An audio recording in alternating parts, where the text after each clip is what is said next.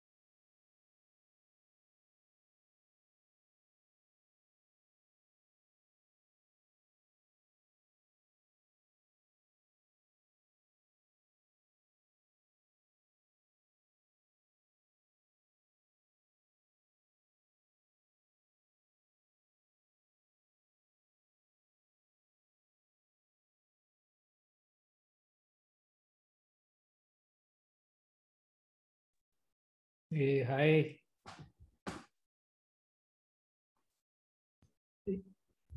I think you're on mute, Pankaj. Yeah, hi Nikhil, how are you? Nice to catch you with again. Likewise, good to see you. Good to see you too. Pankaj, you based in Mumbai, is it?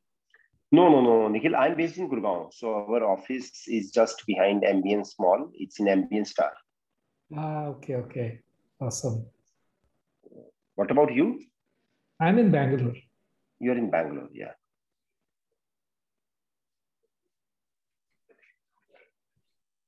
I used to be in Gurgaon many years back.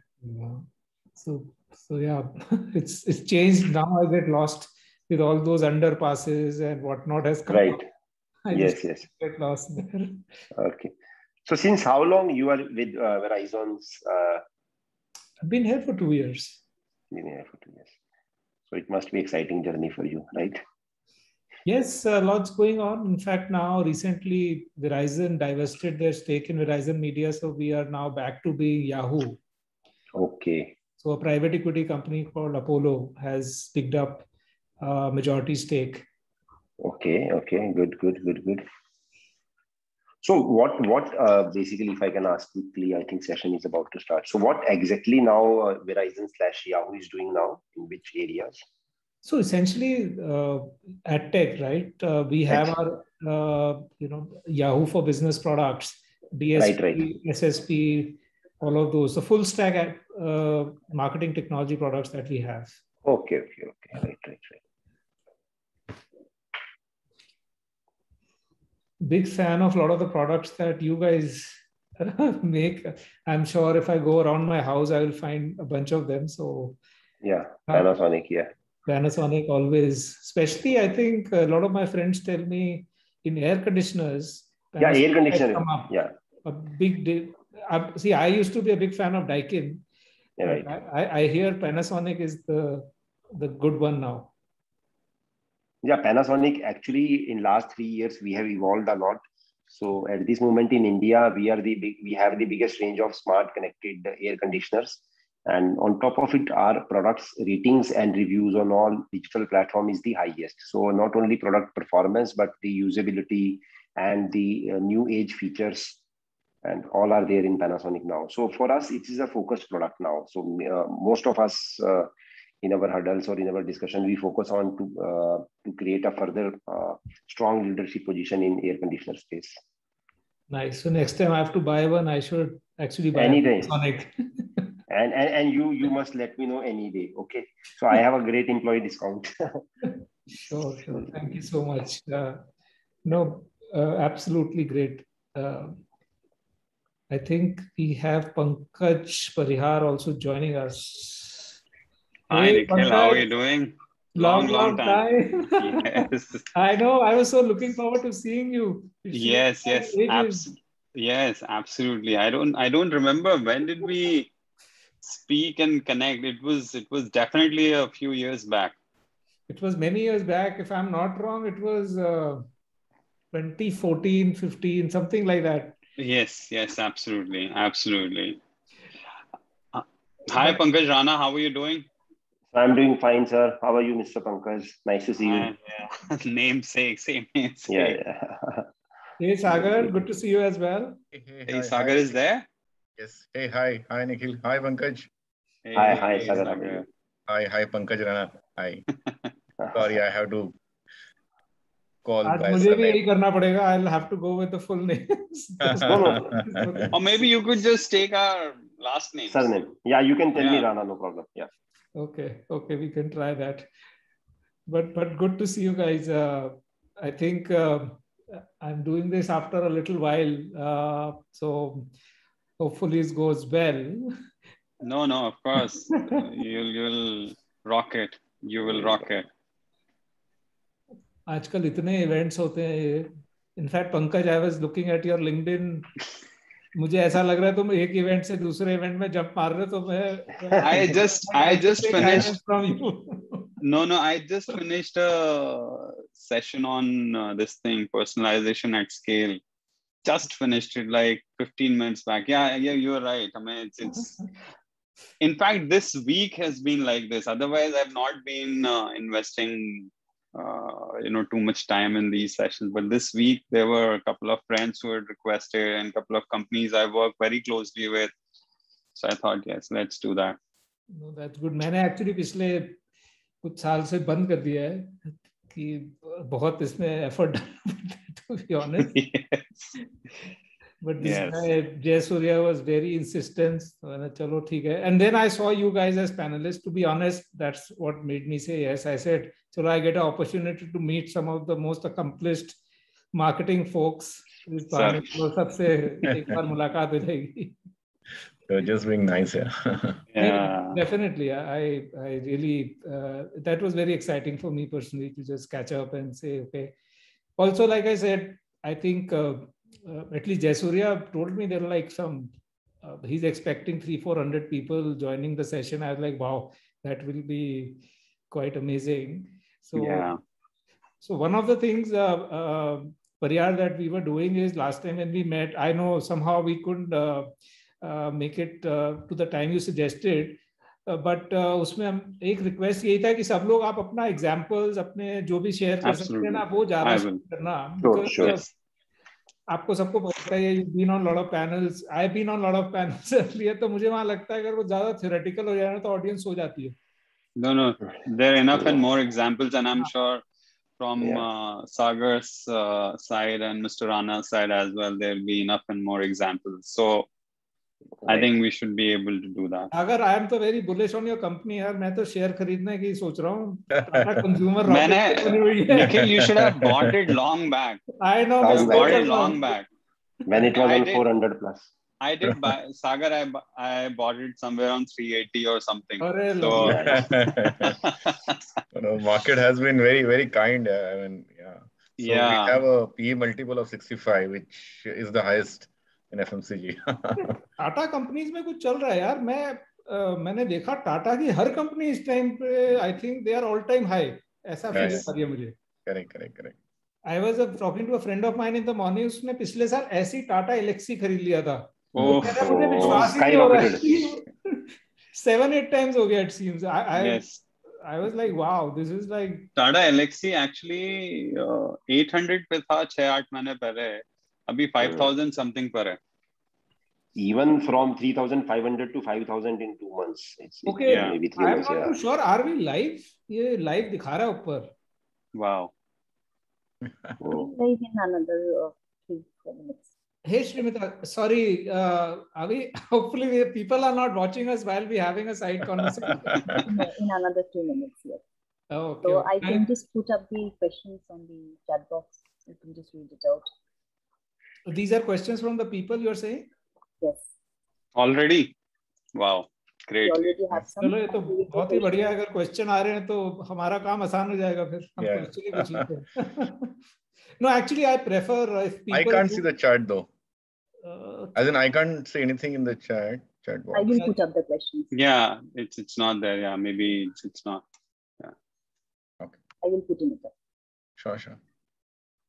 So I thought I've kept it. I shared some of the thoughts and questions which we had discussed the other day also. Kept it very simple and hopefully keeping it free flowing so that it's more about experiences, learnings, examples we can share. Yeah. Last वाला मैंने add कर दिया 2030 वाला. I know it's difficult to predict. Yeah. I was मेरे से कोई ये पूछता मैं बोलता मैं यार next 30 days predict नहीं कर सकता. Correct. Exactly. So we'll say the same thing. Nikhil will say the same thing. A lot of conditions apply. No, but I think I just thought it will be interesting because obviously, what I was reflecting on, I was actually, and probably Pariyar, I went back to the time we met, almost like 7-8 साल पहले predict करना मुश्किल था. आज ये सब हो जाएगा, कनेक्टेड टीवी हो जाएगा और ऐसे ओटीटी आ जाएगा और क्या क्या हो जाएगा. Yes. So honestly, it will be a different world, I guess, in 2030. Absolutely. It will be quite. ये जो सारी हम साइंस फिक्शन बुक्स पढ़ते थे या मेमेंटो जैसी पिक्चरें देखते थे ना, जो वो सब चीजें आई थिंक सच होती होने वाली हैं. होने वाली हैं. करेक्ट. सच हो गई है और कुछ हो रही है. Correct.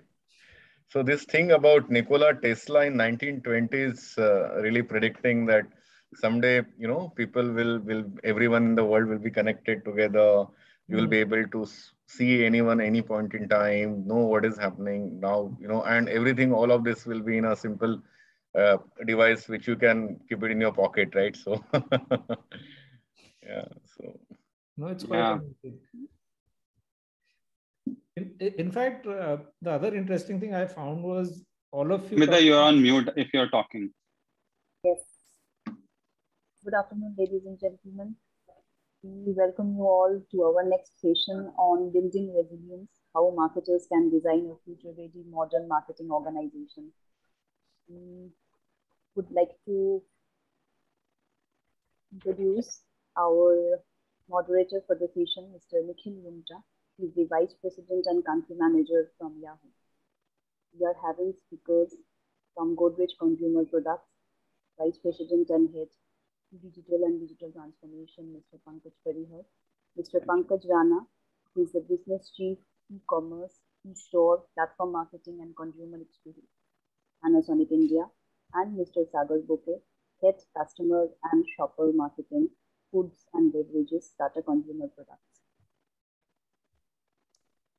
Thanks, Srimita. Mr. Rungta, over to you. Thank you so much. Hello, everyone. And it's great to be with you all this afternoon.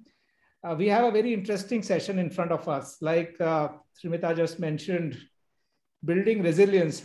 I think resilience is something that all of us by force have been made to build in the last couple of years. And it is especially true for people like us who are running businesses, who are running marketing. I think there is a huge degree of change that we are seeing. And there is a lot of things that everybody has to be working upon. So today's session, what we will try and do is we will try and share with you what our impressions are, how marketing has changed for us in the last few years. We'll probably also try and do some crystal gazing and see where marketing is going. What are the changes we are doing in our organization? What are the capabilities and skills we need to build? And that's how we will see how we can actually, paint a picture on how you can build a future-ready marketing organization as we look forward to a world which is, totally disrupted. I call it a world which is totally digirupted in the last couple of years. Everything has been accelerated. So we have some very accomplished marketing and business leaders today with us from some exceptional companies. These are three gentlemen who have been doing some path-breaking work. I'm sure a lot of you have been following them. And I'm sure after the discussion today, many more will be following these great set of marketers and business leaders. I was initially planning to maybe share a few things about their backgrounds. I will just go by some very, very quick background on all of them so that we know who these guys are. As one of my previous managers used to say, repetition doesn't ruin the prayer. So while all of these are very well known, but I will still go ahead and just give them a very, very brief introduction. So I'll start with my dear friend Pankaj Parihar. He's the Vice President and Head of Digital and Digital Transformation for Godrej Consumer Products. In fact, Pankaj is a digital business leader with over 2 decades of Marcom experience, including the last 15 years in shaping the digital industry. He's currently part of the leadership team at Godrej Consumer Products. He heads Digital Center of Excellence, Digital Marketing, Digital Commerce, and Digital Transformation at GCPL and guides various Godrej Group companies in their digital journey. Pankaj also leads complete cycle of consumer journey and digital marketing for all brands at GCPL. Clearly, there is a lot of good stuff that Pankaj is doing at Godrej. So welcome, Pankaj. Thank you very much, Nikhil. Thank you very much. Next, I will go to my next Pankaj, which is Pankaj Rana. Pankaj is based out of Delhi, and Pankaj is currently the Business Chief, E-Commerce, E-Store, Platform Marketing, and Consumer Experience for Panasonic India. He has, again, close to 2 decades of work experience in product management, marketing, new business creation, digital transformation, and driving new strategies. He's been with Panasonic for over 11 years now and is heading their e-commerce and e-stores business. What exciting space, Pankaj, taking consumer durable brands online. I don't remember in the last 5 years I bought anything offline. So it's a pleasure meeting you. He's also headed Panasonic's smartphone business earlier in India, South Africa, Middle East as well. He's also had some very good experiences in Reliance Retail, BenQ, and SGS India. So welcome again, Pankaj. Good to see you. Thank you, Nikhil. Moving on to our last panelist, last but not least, I think he's working in one of the most exciting companies from the Tata Group, which is Tata Consumer Products. He's the head of customer and shopper marketing for foods and beverages. He's a business leader with core experience in FMCG sales and marketing, has been instrumental in creating and building some of the iconic brands like Tata Salt, Tata Sampann, Dalda, Godrej #1. He's delivered high growth with sustainable profits across assignments, has cut his teeth handling challenging sales assignments across the country while working for Dabur and GCPL. Sagar is a deep believer in digital and led various pioneering initiatives on content, D2C, and data. In his current assignment, Sagar is leading all go-to-market initiatives for TCPL and is mandated with creating a cutting-edge sales enabling organization. So again, an amazing set of things that Sagar has done. Welcome, Sagar. It's a pleasure to have you with us today. Thank you. Thank you, Nikhil. And on that note, probably, Sagar, I would like to start with you, today's discussion, given the interesting topic that all of us have been given today. What's your feeling, or your views on how consumer and marketing have evolved or changed? You've been there for over 2 decades, working on some of the most amazing products that we just heard about. How do you see this whole thing has changed over the years? Over to you. Yeah, I think this is a topic which is of a great interest and passion to me, and I think to a lot of fellow marketers. I think last 10 years and more so in the last 5 years, there have been fundamental shifts in marketing. The first shift in marketing and the way consumers have really evolved is essentially the business models.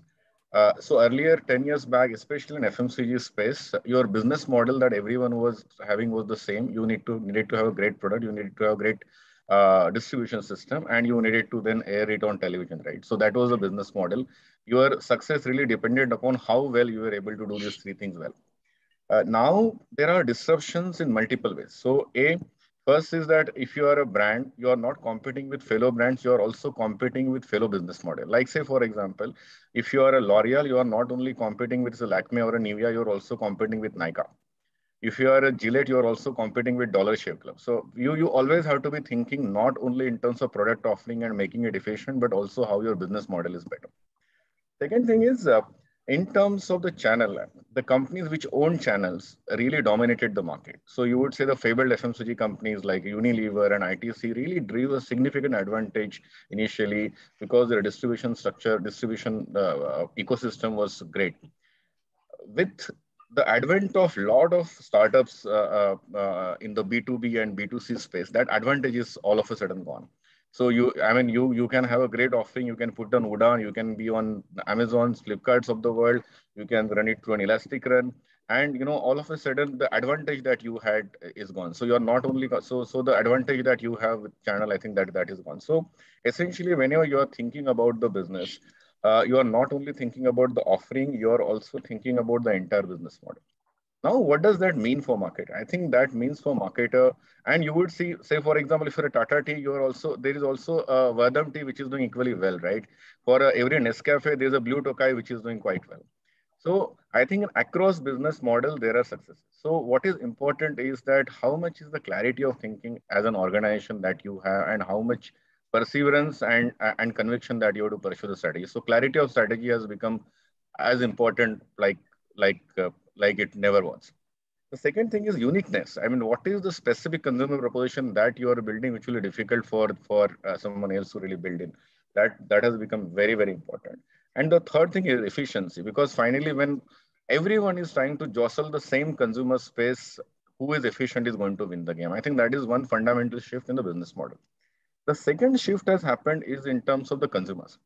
Now, I think we are really targeting to a set of consumers who are completely distracted. This is starfish syndrome. So everyone has a attention span of 7 seconds. So you have to be relevant during that time, right? So how do you really create meaningful connections? How do you really disrupt how do you really catch the attention? Very, very important. Third thing is you are no longer managing the brand. 10 years back, you made a communication, people whether liked it, didn't like, they never had a voice. Now consumers do have a voice. So how you are working with the consumers to create a positive perception about your brand, that has become fundamentally very, very important. I think that's the fourth and very, very major shift really. So, and the last one, I would say that uh, especially the millennial and the generation after them, they are very cynical about brands. Like sometime 15 years back, 20 years back, people believed that brands were. I think people are very cynical. So how do you build authenticity? How do you build purpose? Has really become important. So to say, I would say these are very fundamental things which are really changed about the marketing and business at large. No, that's very interesting, Sagar. In fact, that got a question into my head. What you initially mentioned, that today, especially, if I can say so, traditional companies like Tata have been evolving beautifully and have been doing a lot of things, and especially in today's day and time when the competition from a startup, from a D2C company is ever increasing. So is there any example you would like to share where you as a marketer, as part of your company, have taken certain steps? You guys are, say, big in beverages like coffee, and you gave example of Blue Tokai. Yeah. How do you think about it? How can marketers, especially working in traditional companies, look at it? What do you do to look at competition or look at the new emerging consumers? Any example you want to share? Yeah, absolutely. I think there is a lot. So we always believe that there is there are all sorts of consumer, and you have to be choiceful in terms of what kind of consumer do you really want to target. So if you see in beverages space, Tata Tea obviously is one of the most iconic brands that we have. But we do realize that there are a lot of consumers in the D2C space at the premium end of the market. So we have created a D2C vertical, which is completely separate from the regular TCPL structure, wherein we have launched three brands rather. Tata Sonnets, which is a coffee brand, which is an absolutely premium coffee brand sold exclusively through D2C. We also launched 1868 by Tata Tea, which essentially is homage to the the 1868 is the year when Tata Group was founded, but it's a collection of exotic teas, really absolutely exotic teas. Then we had a brand called 8 O'Clock Coffee in the US. And we really, launched that brand absolutely D2C. So I believe that as companies, we are learning. Maybe we may not be as good or as fast as some of the D2C companies, but I don't think we really have a choice of not being there. I think that is one thing that I would say. Second thing, 2-3 years back we had done is while we were trying to sell Tata Sampann, we realized that we thought that let's really jump to the the D2C bandwagon, and we started Tata Nutri Corner. What we realized is that the model, I think the one significant learning is that if you are really wanting to create a mass brand, possibly owning a D2C is not a great idea. So we created a content commerce platform wherein I would say that even if we're getting around 10,000 customers, but they are buying deep, that means, people are buying 1,500, 2,000 worth of product, and we can use those people as micro influencers. So there is significant learning from an absolutely commerce only platform to content commerce platform, trying to acquire a lot of customers to trying to get a few of them, but use them more as your ambassador. I think that was one another significant learning that we had. Third, I would say is we realized that while Tata as a brand name is venerable and possibly the most loved brand, if I were to say arguably, in the country, there is a price that you always pay for being big. And there always are a lot of controversies keep happening. And one of the brands that I was managing, which Tata Salt, every 4, 5 months, 6 months, there would be some controversy. People would say, that sodium, the cyanide or something like that, and sodium chloride is, iodine is bad for health and things like that. We realized that we really needed to create a pool of, really needed to manage the conversation. So we had a very strong social listening team, and I think by the time the next controversy erupted, we were able to get a positive conversation up to 97%. So I would say a lot of this is learning as you get into it. But as big companies, what you really have to understand, you do not really have choice to stay away from it. And of course, a small one, I would say that e-commerce wave, we were one of the first brands. We are not only leader across e-commerce platform on tea and salt, we are also market leader in Tata Sampann, which is pulses and spices. And our market share in those categories would be around 10 times that of general trade. So we realized that there is a set of consumers who is going there. We invested early. So we were one of the first brands who really invested in search marketing. We are creating our stores there, right? Really investing and understanding the, you will say, the e-commerce listening, trying to understand customer feedback. And now we have created, and it's a virtuous cycle. Once you create a set of consumers, if there are a lot of people who like your product, you always appear first, right? And it creates a virtuous cycle. So it's been great learning. I don't think we have really mastered it. And I very strongly believe that no marketer should believe that they have mastered it. Stay humble. And I think, and there's a lot exciting stuff that one can do. Amazing. I think, Sagar, these are some great examples. One thing I'm going to definitely do is, as soon as we finish the session, try and find Tata Sonnet and 1868. Thanks for sharing. I was actually not aware. Totally my bad. And also, I think I am so glad to hear about some of the initiatives that Tata Group is taking. So that's very interesting. So moving on, we have two Pankajas, so I will take the liberty of addressing them with their surnames. So I'll probably first go to Rana. And so Rana, starting again with the same question I had posed to Sagar earlier, how have you seen this whole marketing, consumer landscape evolving, and what are some of your thoughts? Yeah. So thanks, Nikhil. And I think, first of all, we have great panel experts over here and who have maybe 2 decades of marketing and digital experience over here. But when I started my professional journey around 2 decades before, I was into the sales. Of course, internet was there, but digital was not there the way it has evolved now. So what we have seen majorly in our consumer durable space, or particularly in Panasonic, I am now associated in Panasonic close to 12 years. So when we started our journey around 2010 in Panasonic, so it was more or less everything was traditional with respect to the marketing also, or with respect to the understanding consumer or understanding channel also. But over a period of time, things have evolved. We have learned a lot of things. I myself into the managing distribution or retail, now managing e-commerce and digital for Panasonic. So a lot of things have changed and evolved over a period of time. For example, in terms of marketing, what we have seen, and every one of us knows, for us also in Panasonic, when we were doing marketing, for example, in 2010 to 2015, majorly it was into the print advertisement or the newspaper or into the radio. So that time there was no data coming out from this. But now when we are doing our marketing on Amazon, Flipkart, or on our own store, so we know what banner is working, and based on a particular banner or a particular price point, what is the impression, what is the click-through rate, and what finally the conversions are happening. So earlier, I should say that earlier when we were doing meeting in between 2010 to 2015, it was more of an intellectual discussion that this product at this price will work. But now when we are launching a new product into the market, for example, last year we launched our smart air conditioner into the market. We thought smart air conditioner will work at 49,990. But when we started trying different prices on different days or different events on social platforms on our channel, then we really came to know that what is the real benchmarking of my brand. Sitting in a meeting room or sitting in a discussion where I don't know the real customer feedback or real conversion ratio earlier years. So we were only assuming that my brand should be benchmarked to this brand X, A, B, or C. But when we are into digital world, when into the real ball game, when instant feedback is coming, then we really know that how the benchmarking of my product should be done.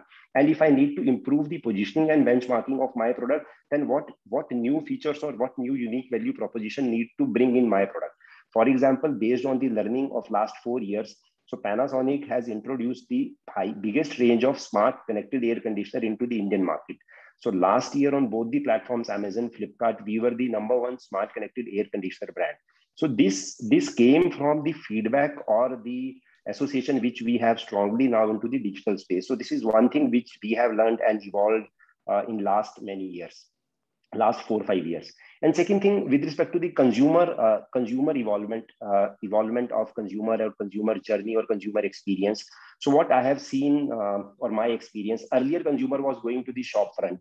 He was basically interacting with our sales promoter, person standing on the shop front selling or pushing Panasonic products.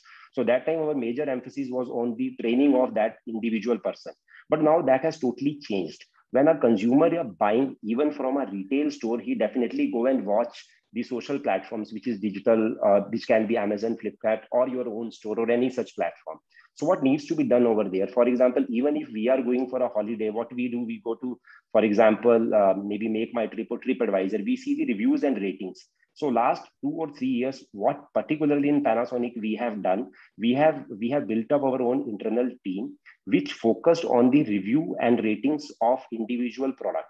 So I can very proudly say in last 2 years on both the platforms, both the big platforms in digital space, we are the highest rated consumer durable brand. For example, in terms of Panasonic air conditioner, our average rating of Panasonic air conditioner is 4.42, whereas category average of the leader brand is 4.31. Because what we have understood and analyzed very, very clearly that if we have to really improve upon our positioning and conversion, we need to work on this metric, which is a digital metric these days for the consumer. And what Sagar also very specifically mentioned, starting early or focusing on the metrics which are there into the digital space, you can clearly come into the preference mindset of the consumer. So these are the few things I think with respect to the consumers have changing, and we are also changing ourselves. So these two things particularly, Nikhil, I want to touch upon. Thank you, Rana. And maybe I'm going off the script a little bit, but one thing just jumped into my head when you spoke about how from a time when the user used to go into the shop and buy to how they are going into a Amazon e-store and buying. So one of the questions coming to my mind is, few years back, I remember there used to be this talk about channel conflict, because when a traditional product like yours is selling in an e-commerce shop, probably there are certain discounts, but when they go to especially a exclusive outlet, they might not get it. So any thoughts on how you guys are managing that conflict today? Does it even exist? No. This conflict for any organization is there at this moment also. But I should say, managing e-commerce space, Panasonic is little luckier in a way that our distribution reach in India is not as strong as #1 or #2 brand in the Indian market. So when I say Panasonic GFK share in air conditioner, washing machine, or maybe the TV or maybe the refrigerators, so we took this as a conscious call 3 years before. Though we will keep on enhancing or increasing our distribution or retail footprint, but we can't create a leadership position in this space because these spaces are already penetrated 20 years before by the #1, #2 brand in the market. So what's left for us is the digital space. So we took the initial inroads into the digital space, and now even if any one of us goes to any of the digital platform, you see Panasonic equally present as leader brands into this space. So basically what we have done, we have created what Nikhil was also explaining, what Sagar was also explaining. We have created a basically exclusive products to be sold on the e-com platform. It's not only the price points, but we have created those products with respect to the features differentiation also. For example, in our smart air conditioner, so we have given sleep profile. So what's the biggest challenge with the air conditioner when we switch on air conditioner, for example, in the night at home, 10 p.m. So then temperature outside is different and inside the room is different. But as we go through the night, maybe 1 a.m. or 2 a.m. in the night. So then we start feeling more colder inside the room. So sometimes we wake up and change the temperature manually by remote control. But the functionality which we have added is the sleep profile. So based on individuals inside room temperature, outside room temperature, so air conditioner will change the temperature setting itself. So these are the things which we have enhanced or developed into our product. And we, again, answering to your question, so we have developed a complete new set of features, different price points for the e-commerce channel to minimize the channel conflict. Because everyone knows, as you rightly is pointed out, it's not disruption, it's disruption which is happening. So we are also ready for that and trying our best to win this space. Thank you so much, Rana. In fact, the other takeaway that I'm having is very interesting. You know, again, few years back, whenever somebody was looking at a durable brand, it was always after sales that you used to think कि कल को मेरे AC में कुछ गड़बड़ हो गई, washing machine में गड़बड़ हो गई, तो किसको पकड़ेंगे? But I think one good point that we made is pre-sales, that today people are looking at ratings and reviews, you know, so that is also playing a very big role, as you rightly said, in terms of conversions and user acceptance. So I think these are some very interesting takeaways that you have shared. So thanks, Rana, for that. Moving on to Parihar, I think you've been working on some, some of the brands which are part of our daily lives again. So what are your thoughts, Pankaj, on how things have evolved in marketing and business? Over to you. Sure. Yeah. So first of all, Sagar and Mr. Rana, they have given some really amazing nuggets. So I'm not going to repeat what they have already said. Yeah. So let me try and add something beyond that. I think, see, consumers are evolving. Like there is no two ways about it. And the evolution of consumer in last decade, or especially last 5 years, have been amazing. Yeah. And with the advent of digital commerce, and I'm using digital commerce, not platform commerce or D2C, for a reason. Digital commerce has completely, you know, transformed the way consumers are actually doing their consumer journey. Earlier, it used to be actually very linear. You know, you get aware about the product, you are interested, you buy it. Today, because of omni-channel approach and because of, you know, there is so complex consumer journey that, you know, I go learn about the product online, I go see it in the shop, then I come back and see some reviews and ratings, then I go and check it on Amazon and stuff. And then eventually, if I'm convinced about it, I may buy it online, or I may buy it, you know, on this in the store. At the same time, I can also book it online and get it delivered in the store. So the journey has evolved dramatically due to digital commerce, as you would like to, you know, say. Also, the consumers have also evolved because of the advent of digital commerce. And I'm specifically talking about digital commerce per se, because a lot of has already been spoken about how the evolution of business and consumers are happening. Because, I mean, you have different sets of consumers now: bargain hunters, category explorers, and brand lovers. Okay, bargain hunters, they are, you know, those who would want to wait for something special, some special day coming, and they would want to jump onto it. They have not decided yet which product they want to buy right now. Then there are category explorers. So let's say if I want to buy an AC, I'm still exploring which AC I would like to buy and where I want to buy. You know, I would like to do a lot of research and stuff. So they are not fixated on brands, but they are definitely clear about the category. Then you have, of course, brand lovers who are absolutely clear about what brand they are going to go about. And all of them are in a different journey of, you know, how they will explore, how they will learn, and eventually how they are going to buy about. In most of the cases, if you look at it, how the evolution has happened, the learning part of it, or let me put it in a, you know, funnel way, not the top of the funnel, but consideration. And, you know, when the relevance is spoken about, you will see the usage of handheld device, okay, becoming the most important one. And it's been proven by multiple global studies and domestic studies that the consideration part actually happens, you know, some studies say 70% of your actual consideration happens on your mobile devices basis various parameters. So if that is one of the key part of it, where I'm learning about the category and the brand, that is another piece of information which one needs to keep in mind. So these are a couple of key points if you look at about the consumer. Now let me go back and talk about how brand marketers are also looking at it. We are really investing behind content which is more personalized and which is more micro. We are talking about data, and we are not just talking about, we are really working behind it. We are investing in both these two platforms, which is having our own data and understanding of our consumers, because CPG categories per se was never exposed to direct consumers. But now, like Sagar was also mentioning, that a lot of focus being to understand consumer, what she's what kind of persona she has, what kind of personality she has, where does she shop, what kind of content she consumes, how heavy as an e-commerce shopper she is. So if I have a better understanding of my consumer, I'll be able to personalize my communication more for her rather than in a mass way.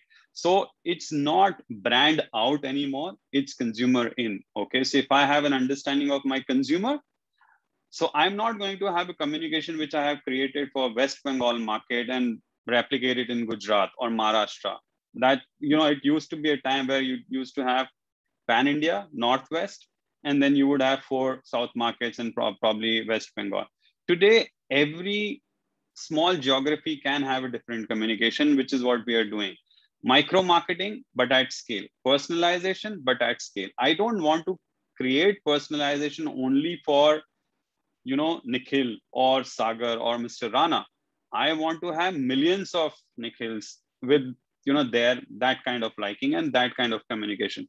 So personalization at scale is what brand marketers are doing, and which is what we have been investing behind in a big way. We have a huge play in household insecticide category. Okay, we are market leaders by miles in that category. We have huge, massive, iconic brands like Goodnight and Hit. So when it comes to micro marketing and personalization at scale, we have been in this journey for last 2 years. We have recently done an activation and a campaign, long campaign, wherein we created. So we have 7 brands. We created 5 different vernacular pieces with 3 different markets and all those things. So if you look at it, 7 brands, 3 different languages, 5 edits in multiple markets. We actually reached out to our audience in hundreds of millions, which was more personalized. We created content of close to 380,000 hours of content.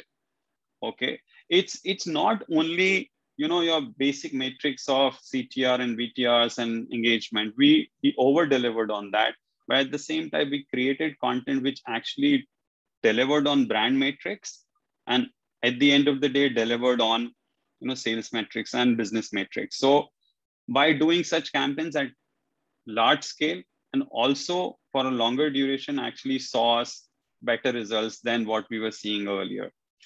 The other example which I would like to talk about is we have launched, like Sagar was mentioning, we did not just go about D2C just for the heck of it. We have launched our products and brands which are very attuned to that kind of audience. So we have this brand called Goodness.me, which we launched 2.5, 3 years back.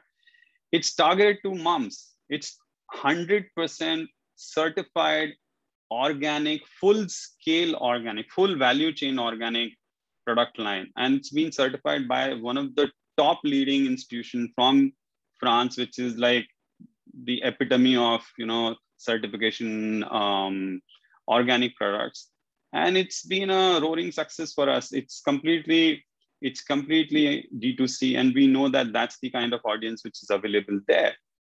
And that came from the understanding of listening to our consumer more intently, knowing our consumer more deeply and what the interest levels are for them, rather than, what my business model is, what I think as a company strategy, this is what I should be doing. While of course that needs to be in the play, but at the same time, it needs to evolve as per the consumer interest and what she wants. That's what we have been doing. So a huge play in content, a huge play in data, and a massive play in digital commerce, which is what we are seeing in terms of evolution in the last few years. Great, Pankaj. I think brand out, consumer in is the headline for me. I think that's so important. And also you used some very important keywords, which probably are setting up marketing today, which is content and data. I think more and more we are seeing you can't do without them. I also feel, I think, again, you touched upon things like hyper localization, personalization, but at scale. I think these were buzzwords. Few years back, one used to hear a lot about them, but never used to see the scale part of it. I think with marketers and leaders like you all, I think you have now managed to also take these concepts and started implementing them at scale. So I think this is quite interesting, and I'm sure a lot of our listeners today will be taking some good notes, because these are I'm definitely doing that, because these are some very, very good learnings. So I think this is great. Between the three of you, you've painted a very interesting picture of how marketing, how our users, and a bunch of things are evolving. So the next question that was almost obviously cropping up is that why a lot of this is happening? Are there new capabilities, new skills that we need to bring into our own companies, maybe even for ourselves, going forward to be future ready? Because as all of these things are evolving, I'm sure there are things that we might have to do. So maybe this time I will just juggle it up and start with Rana this time. If he has any thoughts, how he's seeing evolution of the marketing organization per se. Yeah. So thanks, Nikhil, again, and very interesting to hear from Mr. Parihar and his experience in what is happening in last maybe 5 years or a decade. And thanks, Nikhil. This is an interesting question, because what we have seen in last maybe 3 to 5 years, things will change. I think on the much fast speed in year to come. In simple language, the changes what we have observed in last 5 years, it will happen in next probably in 1 or 2 years. So any organization, and for that matter, Panasonic, which was earlier a traditional consumer durable organization, we need to keep up the pace on all the aspects. And for us, most critical, as I started explaining, is the product, because eventually consumer is buying our product and using that product for a longer period of time, in contrast to the FMCG or a grocery product. So our product ownership with the consumer is somewhere between 5 to 10 years. So for example, if we are going to sell a product in 2022 to the customer, so that should remain relevant. That should remain relevant for the digital audience for next 5 to 10 years. So for us, most critical is the product planning part. So what we are doing now in our almost all of our reviews or internal discussion, we are including our R&D team, innovation team, marketing, product development, and sales team on a common platform. And we are discussing what consumer is expecting or writing on various social platforms, and what changes we need to bring in our products with respect to the user experience, with respect to the usability, or with respect to even the service experience. So this is one change which we are bringing, because earlier we have seen in our organization particularly that R&D and innovation was more or less was a standalone independent function. So they were not as much connected with the marketing, sales, or the front-end organization. But now this connection is happening. So this is a big change which has happened in Panasonic particularly, and we are driving this aggressively. Second, everyone needs to be digitally connected.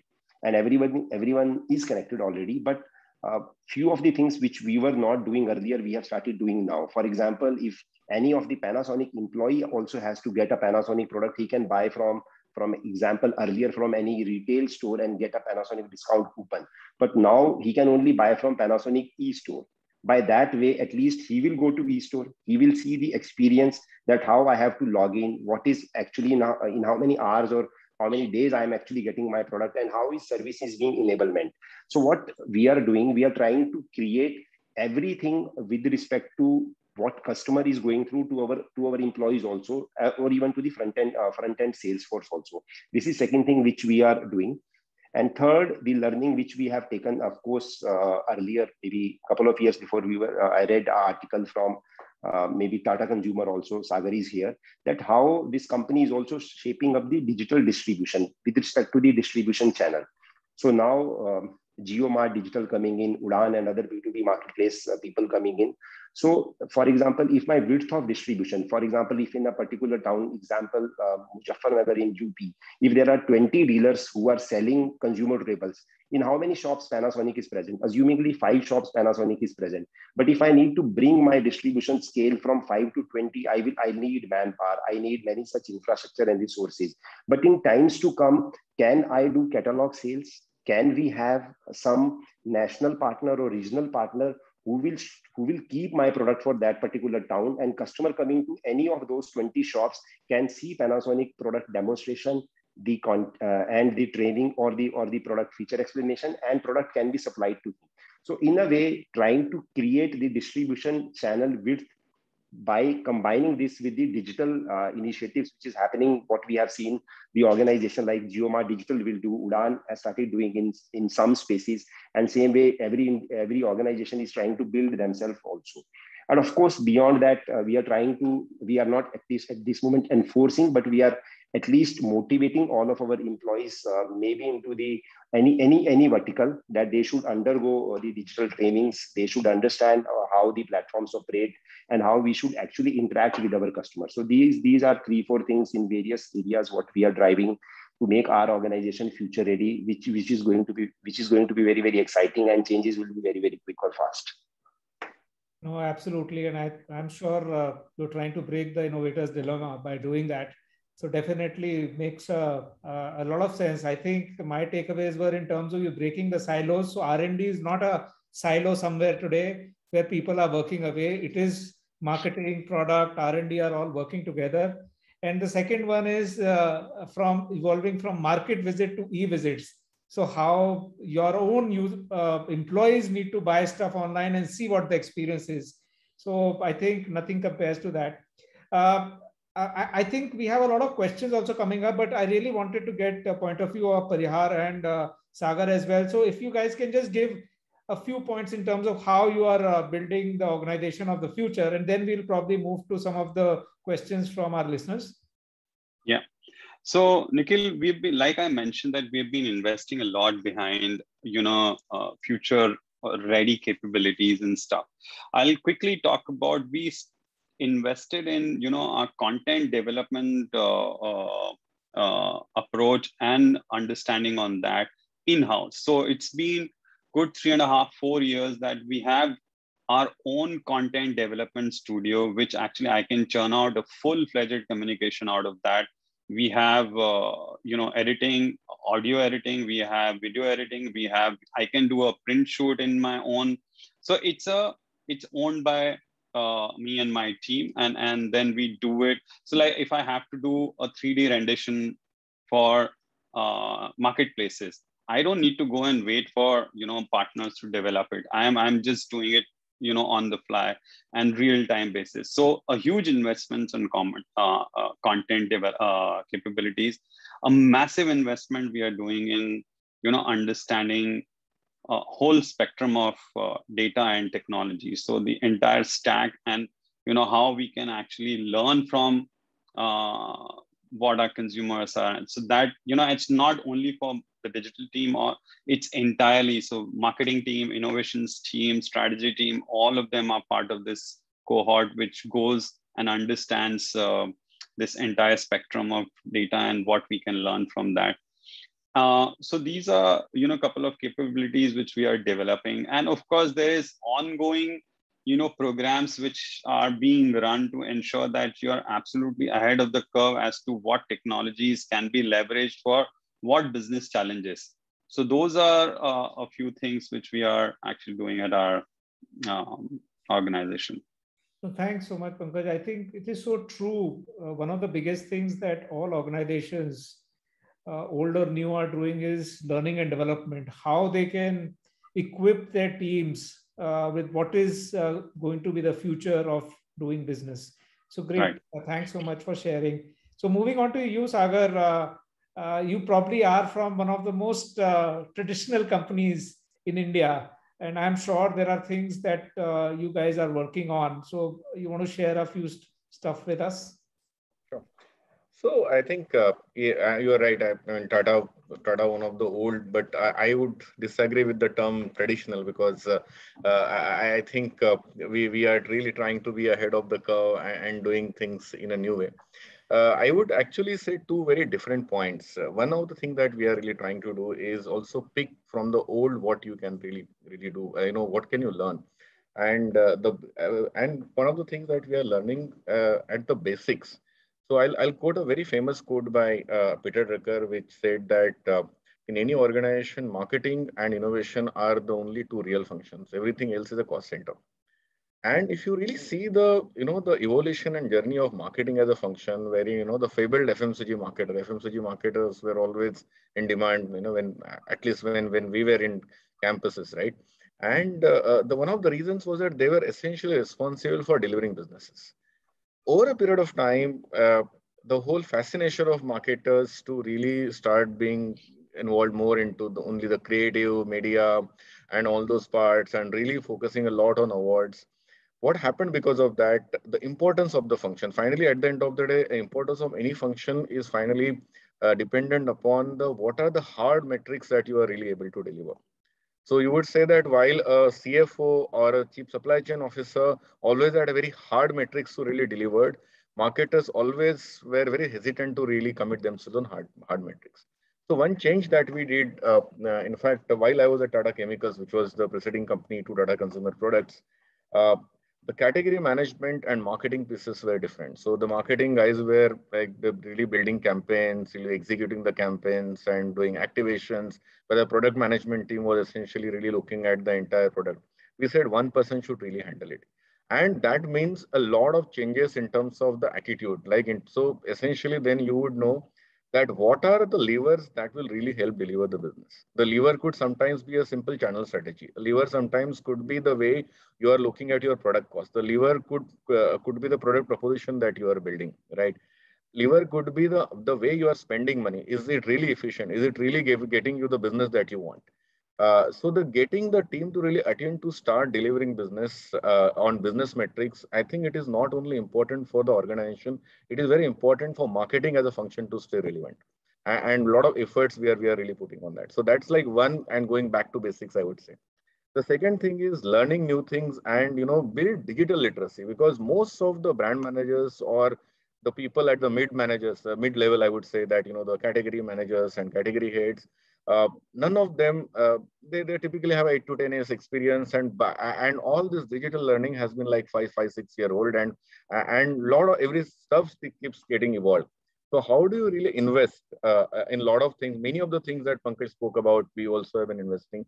And I will add to a few things that we are doing. So one of the things that we say, can something like social listening help develop product?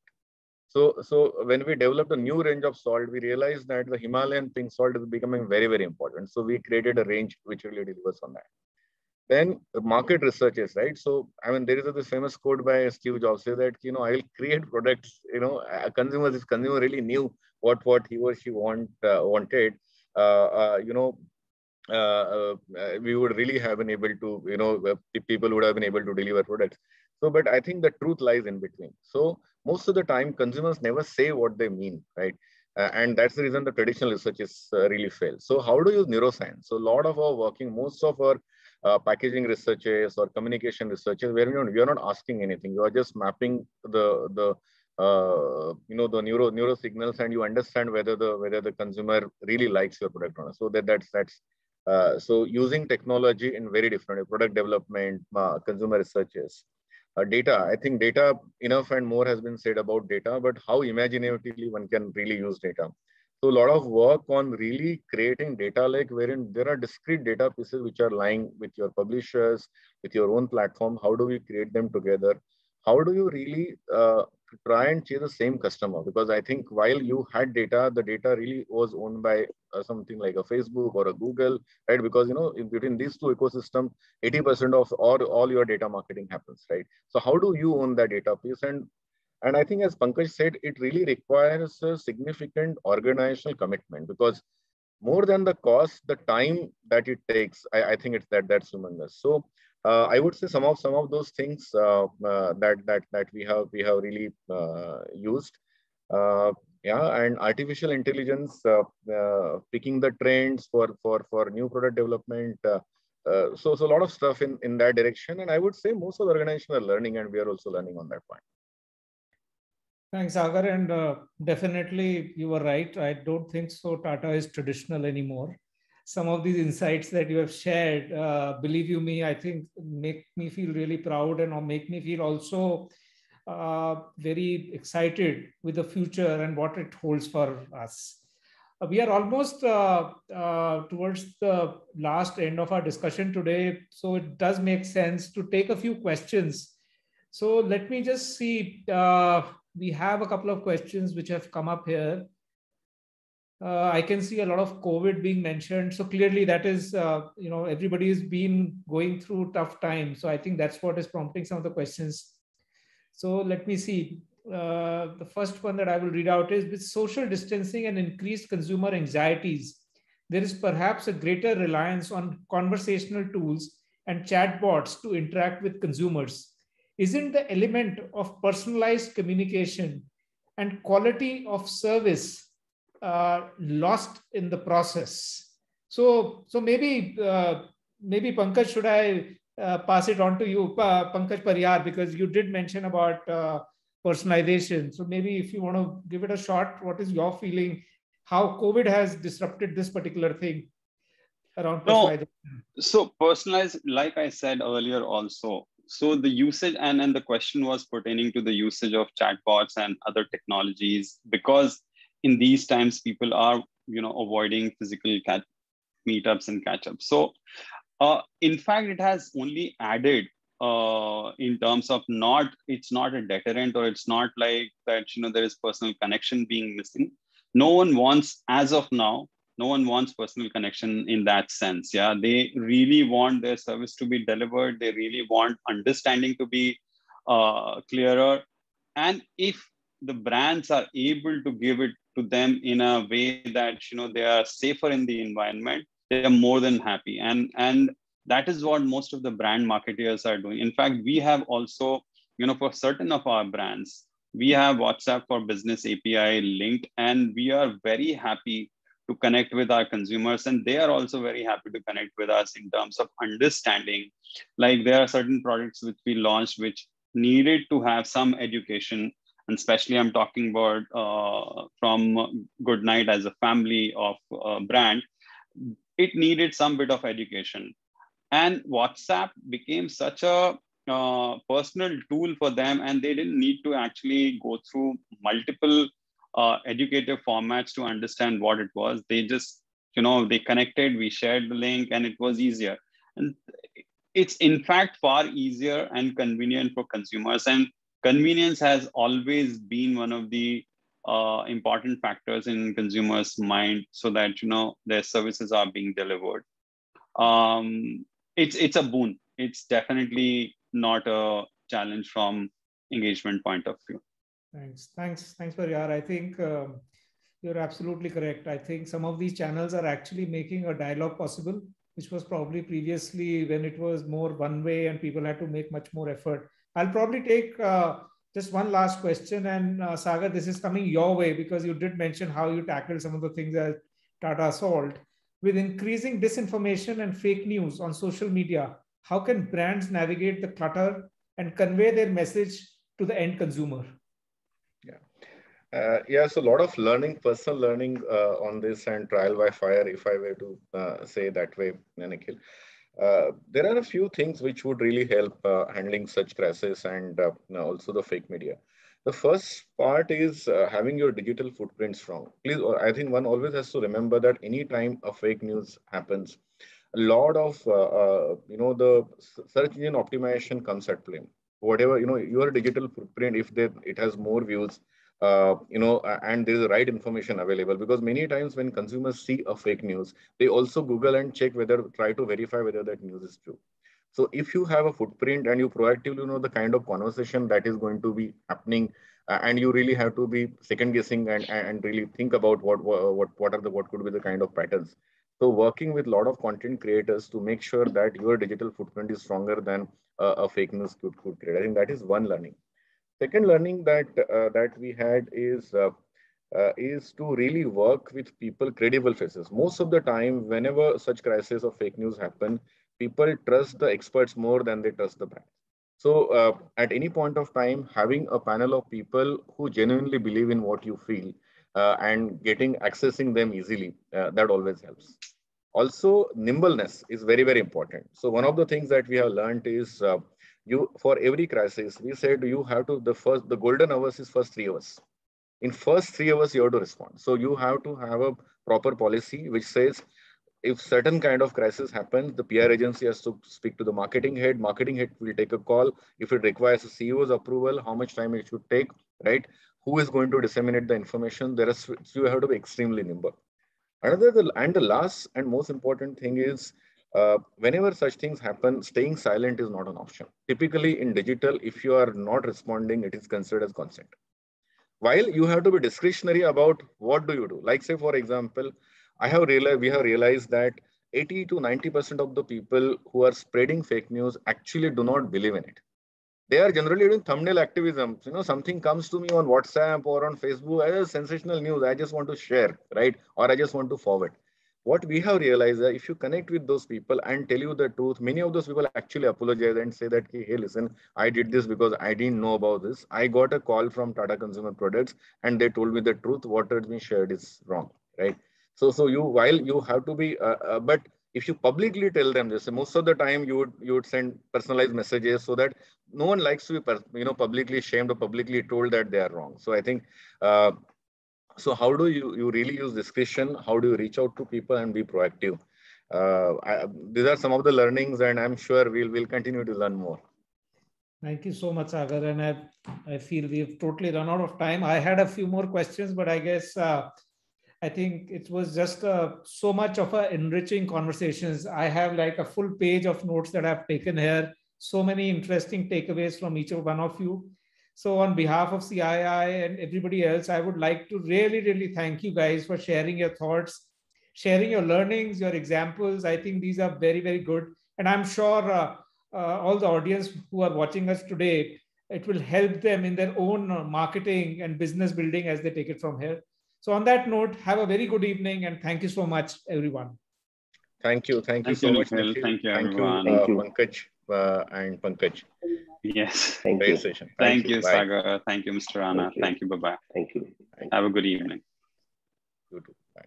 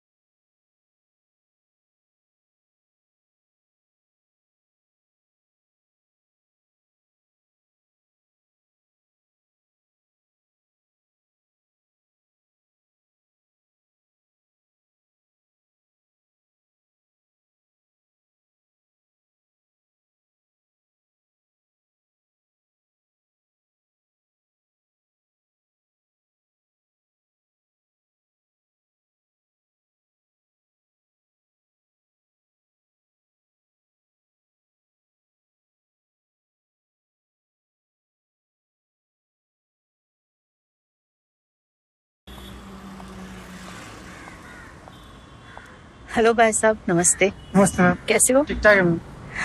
आपका ये tie आप sir पे बांध सकते हो? क्यों ma'am? क्योंकि आपका मास्क तो आप ठीक से नहीं पहने। Sorry ma'am. देखिए, आप इंसान हैं, भगवान नहीं। मास्क ठीक से पहनिए प्लीज।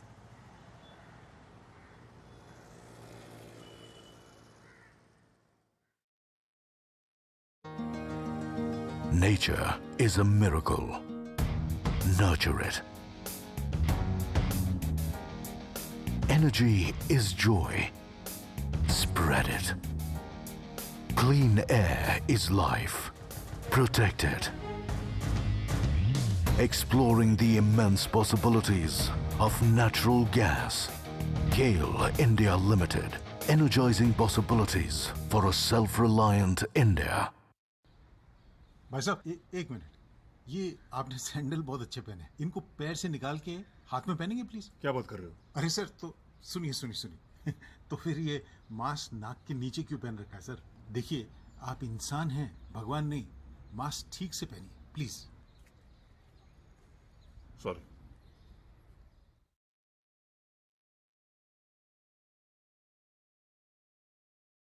Excuse me madam. क्या? आपकी चूड़ियां बहुत अच्छी हैं। इनको आप हाथ की जगह कान से लटकाएंगी? क्यों? तो फिर ये मास्क को गले पे क्यों लटका रखा है? ओ सॉरी सॉरी सॉरी सॉरी। देखिए, आप इंसान हैं, भगवान नहीं। मास्क ठीक से पहनिए please. Thank you sir.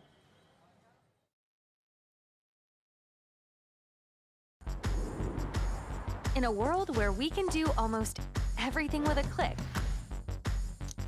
there's no reason to wait for hours to sign or approve a document. Whether you're at the office, on the go, or even need to meet an urgent deadline, mSigner can simply help you get your signatures and approvals out of the way quickly and easily. Just upload a document, drag and drop your placeholders, define the people who need to sign, and you're done. mSigner plans come with unlimited documents, so you'll never have to worry about using up your credit. All documents will be stored securely in the Doc Store, so you can access them anytime, anywhere. Just click on co-branding under the Admin tab to make the entire platform reflect your preferred brand colors and logos. mSigner even gives you the flexibility to set reminders on your signed contracts, build and collaborate on contracts, and create easy forms for your customers to fill and sign. With mSigner, you can do more than just sign documents. You can simplify your life, streamline your operation, and put a smile on your customer's face. mSigner. Sign anywhere, anytime.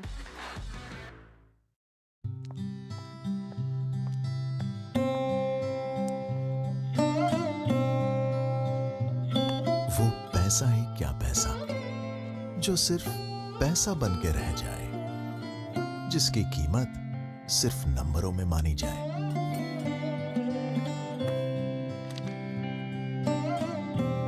बढ़ता रहे पर बड़े होने का एहसास ना दे पाए।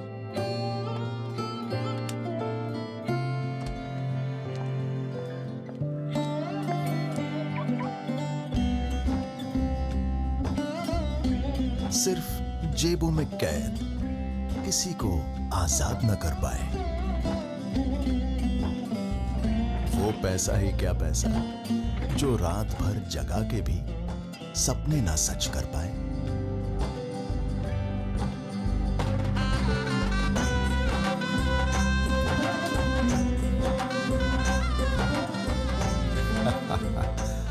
जो ऐसे ना नचाए और ना ही किसी का घर बनाए। वो पैसा ही क्या पैसा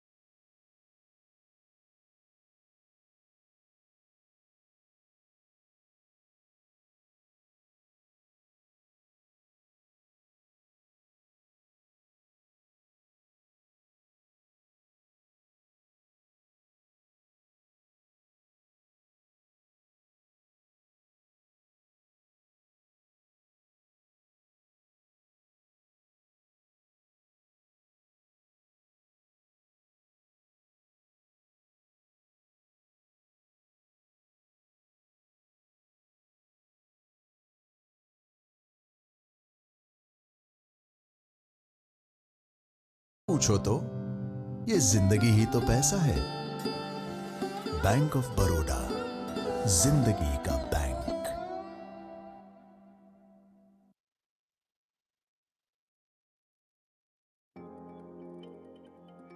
National Payments Corporation of India is an umbrella organization for all retail payments in India, with the mission to touch every Indian with one or the other payment services. NPCI has ushered in a sea of change in the payments landscape in the country.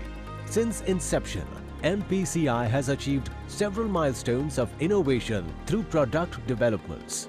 National Financial Switch, enabling cardholders to transact at ATMs across the nation.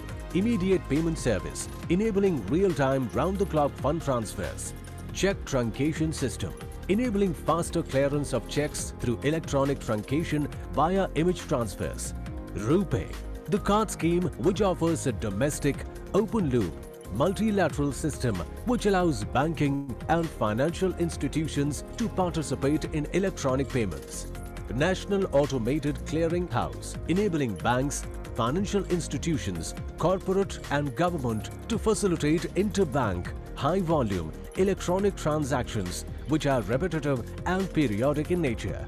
Aadhaar Payment Bridge System, helping the government and government agencies in making the direct benefit transfer scheme a success. RuPay Ecom, to provide e-commerce transaction capabilities to domestic customers. Aadhaar-enabled payment system, enabling extended banking services through Aadhaar via micro ATMs. RuPay Platinum, an upgrade for debit customers offering several benefits including cashbacks and insurance. Star 99 Hash, a USSD-based mobile banking service for all mobile phones. RuPay International, enabled usage of the domestic scheme internationally at all Discover and Diners point of sale and ATM networks. Unified Payments Interface, a one-stop solution for interoperable digital payment needs. Bharat Interface for Money, a UPI-based mobile banking app for every Indian. National Electronic Toll Collection, enabling customers to pay tolls electronically without stopping at toll plazas. Launched RuPay with EMV. NFS, interoperable cash deposit services for banks, enabling their customers ease in depositing cash. RuPay Credit was built on the existing RuPay platform and it enabled banks to provide value-added services in a cost-effective manner. The RuPay Contactless is built to digitize low-volume payments and offer one card for all payments, including travel by different metros and buses, toll, parking and smart cities, besides retail shopping and purchases. Bharat Bill Pay, enabling one-stop bill payments of all categories on digital and physical enabled channels. Bheem Aadhaar, enabling merchant payments through Aadhaar. Bharat QR, created by 4 payment networks to drive interoperability among QR-based payment products of different networks. UPI 2.0 enabled newer features to enhance customer and merchant experience with overdraft facility, one-time mandate, invoice in the inbox and signed intent and QR. RuPay launched the RuPay Contactless Debit Card under NCMC program at Delhi Metro, enabling customers to use the RuPay Contactless Card for transit payments and for retail purchases as well. Upgraded Bheem 2.0 include a donation gateway, increased transaction limits, linking multiple bank accounts, offers from merchants applying in IPO and gifting money. Pi, AI virtual assistant available round the clock, helping customers with accurate information in English and Hindi via text or voice on the website of NPCI, RuPay and UPI Chalega. And Rewards, in the largest multi-brand loyalty platform to engage and retain bank customers by easy earning and instant redemption of reward points on maximum purchasing options. NPCI International is building acceptance network for RuPay and UPI abroad. This will help Indian travelers pay with these payment channels in the country of travel. NPCI has built one-of-a-kind world-class payment ecosystem that is affordable and accessible for every customer segment and every payment need. We believe in building products for NPCI's RuPay and NPCI instant, convenient and affordable payment solutions for all Indians.